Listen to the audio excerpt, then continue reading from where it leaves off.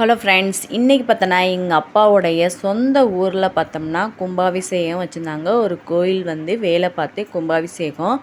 இந்த தெரு நெட்டுக்கா ஊர் ஃபுல்லாமே பார்த்தோம்னா சீரியல் பல்ப்பு போடுறது இந்த மாதிரி எல்லாமே ஏற்பாடு பண்ணுறாங்க. எல்லாமே பசங்க தான் பண்ணுறாங்க.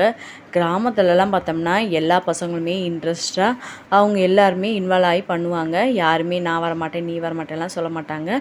கோயிலுக்கு வரி எல்லாம் கலெக்ஷன் பண்ணுவாங்க. அதுக்கடுத்து அதிகமாக வரி கொடுத்தவங்களாம் என்ன செய்வாங்கன்னா கல்வெட்டில் போடுவாங்க. இது வந்து எங்கள் அப்பாவா பிறந்த ஊர். ஆனால் அவர் வந்து இங்கே இல்லை, அவர் வந்து பிழைக்கிறதுக்காக தேனிக்கு வந்துட்டார்.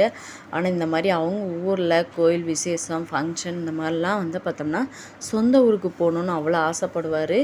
ஏன்னா என்னதான் இருந்தாலும் நம்ம வெளியூரில் போய் பிழைக்க போனாலும் தன்னோட பிறந்த ஊரில் நம்ம அப்போ இருந்ததை விட இப்போ நல்லாயிருக்கோம் அப்படின்றது கெத்தாக போகணும் அப்படின்றது அவருக்கு ஒரு ஆசை. அவர் காரில் தான் ஒரு கார் வச்சுருக்காரு. அந்த காரில் தான் போகணுன்னு அவர் ஆசைப்பட்டு போவார். அதே மாதிரி எங்களையும் பிள்ளையெல்லாம் கூட்டு போகணும் அப்படின்னு நினைப்பார். 4 பிள்ளைகளுமே அந்த இடத்துக்கு கூட்டு போய் இந்த ஃபங்க்ஷனு இந்த மாதிரிலாம்னா கலந்து கொள்வார்.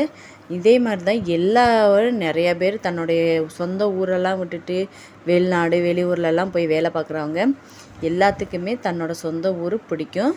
கும்பாபிஷேகம் வந்து சிறப்பாக முடிஞ்சிடுச்சு. அதுக்கடுத்து அங்கே அன்னதானம் எல்லாமே ஏற்பாடு பண்ணியிருந்தாங்க. இந்த மாதிரி நம்ம ஒரு சொந்த ஊர் கோயில் திருவிழா இந்த மாதிரிலாம் போனோம்னா சொந்த பந்தம் எல்லாத்தையுமே மீட் பண்ணலாம். அது வந்து ஒரு ஹாப்பினஸ்ஸாக இருக்கும். நீங்கள் இந்த மாதிரி உங்களோட சொந்த ஊர்லலாம் ஃபங்க்ஷனில் போய் அட்டன் பண்ணுவீங்களா அப்படின்னு சொல்லிட்டு மறக்காமல் கமெண்ட் பண்ணுங்கள். நம்ம சேனலுக்கு நீங்கள் புதுசாக இருந்தீங்கன்னா சப்ஸ்கிரைப் பண்ணிக்கோங்க. இந்த சீரியல் பருப்பு இதெல்லாம் எப்படி இருந்துச்சுன்னு மறக்காமல் கமெண்ட் பண்ணுங்கள். தேங்க்யூ.